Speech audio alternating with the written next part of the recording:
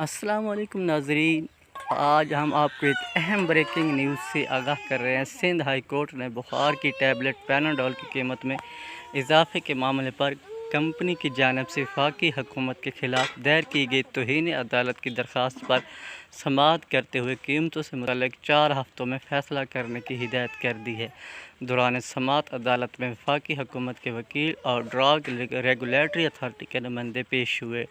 Drop کے حکام نے عدالت کو بتایا کہ ادویات کی قیمتیں بڑھانے کے لیے وفاق سے منظوری لینا ضروری ہے۔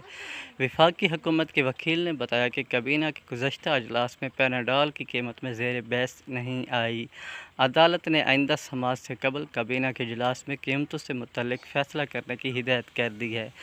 سندھ ہائی کورٹ نے وفاق کے وکیل کو ہدایت کی کہ وفاق 4 ہفتوں میں فیصلہ کر کے عدالت میں رپورٹ دے۔ واضح ہے کہ اس سے قبل ہائی کورٹ نے وفاقی حکومت کو پیناڈول ٹیبلٹ کی قیمت بڑھانے پر غور کی ہدایت کی تھی۔